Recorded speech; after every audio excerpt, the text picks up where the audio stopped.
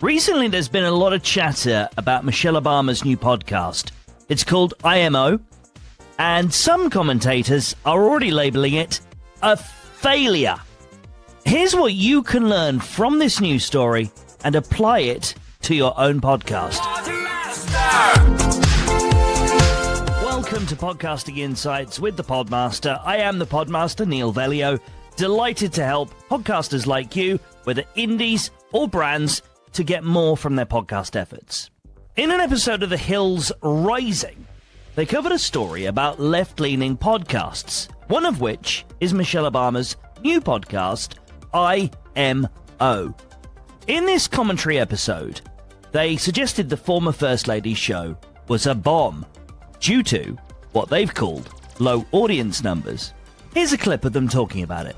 Separate from all that, there's former First Lady Michelle Obama. She launched her new podcast titled IMO this week. She's done two full podcasts, one with her brother, who is a co-host, and another with actress Issa Rae. She's uploaded 5 videos in total so far, but has yet to surpass 1 million views. Here's one clip that has gone viral. Well, Barack, he had to adjust to what on time was. Because he was on that island time. Well, but, I've got this husband who's like, when it's time to leave, it's 3 o'clock, he's getting up and going to the bathroom. And I was like, dude, like 3 o'clock departure means you've done all that, It's like, don't start looking for your glasses, at the 3 o'clock departure. But he's improved over 30 years of marriage. But that was you must adjust. Of course, some on the right have ripped the First Lady for her relatively low numbers and content. Political commentator Benny Johnson wrote on X, Michelle Obama's first couple of podcast episodes absolutely flopped, not even getting a combined 20,000 views in the 15 hours after posting. What an utter failure. Who thought this was a good idea? Now, this is the kind of feedback that sends shudders down the spines of all of us podcasters. But is it justified in this case? I don't think so.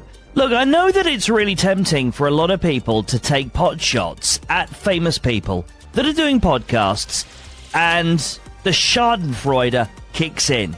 Particularly if people are right-leaning people that don't want people on the left to do well. But politics aside, this actually speaks to a much deeper issue. The issue of podcasters and the perception around their shows. Here's the crucial detail for you. This judgment that her show has failed is primarily based on YouTube view counts of the podcast's video version.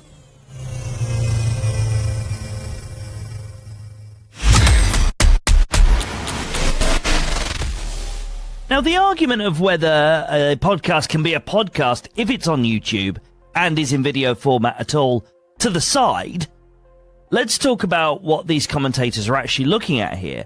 They're looking at YouTube view numbers, not even the retention data, and they're making bold assumptions about this podcast's reach overall and comparing it to other podcasts they also don't know the numbers for.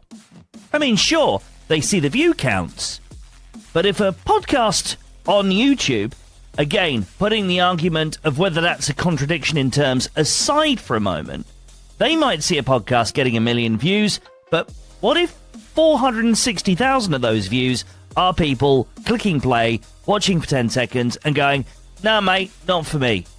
The reality is, YouTube views are just one tiny sliver of a podcast's overall performance metrics. Most listeners consume podcasts through dedicated audio platforms like Spotify, Apple Podcasts, and many, many others. Now, these platforms provide the real data on downloads, listens, and audience engagement. Data that's not publicly visible to everyone. And in fact, the only person who will ever see that data is the creator themselves, through their podcast hosting company's dashboard. It's also worth noting that in a lot of these cases, the video versions of podcasts don't perform quite as well as their audio counterparts because, well, modality. A huge chunk of the population don't want to watch 2 or more people just having a conversation into some microphones. What's happening with Michelle Obama's podcast here perfectly illustrates why so many podcasters are hesitant to put their content on YouTube. The public visibility of YouTube numbers creates a pressure to perform, a fear of being judged based on a single, often misleading metric. The truth is, many successful podcasts thrive without a strong YouTube presence.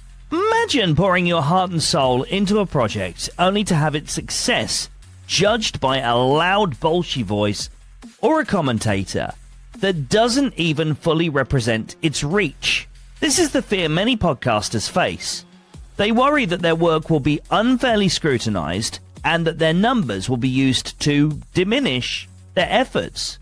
People love to pile on, particularly if someone is perceived as famous or successful. Jealousy can sometimes kick in. Now, the situation with Michelle Obama should serve as a valuable lesson to you as a podcaster. Don't feel pressured to put your podcast on YouTube if you're not comfortable with that public scrutiny that comes along with it.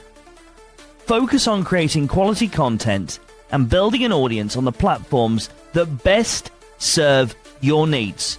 And let's just call a spade here, your mental state. Not everyone's got the mindset to cope with online criticism. And believe me, YouTube is a great place for these trolls to roll out. You've got to be ready to deal with that. Remember, podcasting is traditionally and primarily an audio medium. Its strength lies in its intimacy, its ability to connect with listeners on a personal level. So don't let the pressure of visual platforms distract you from what truly matters, and that is delivering great, entertaining, and engaging content to your ideal audience and communities.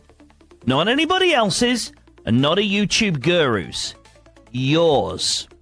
With all the noise on platforms like LinkedIn, Facebook, and what used to be known as Twitter these days, it could be easy to get sucked into this notion that the only way to have podcasting success is with YouTube and a video version of your show.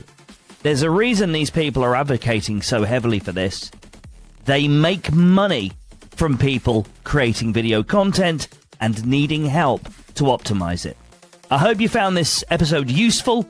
If you did, share it with a friend who's also a podcaster. Click follow on the show wherever you've got it. YouTube, Apple Podcasts, Spotify. You can subscribe on each of those. And also, let us know what you thought of the episode if where you're listening or watching allows you to make comments. Look out for the next episode of Podcasting Insights with the Podmaster in your library soon. The Podmaster is a Podnose production. Find out more about us at podnose.co.uk. Podnose.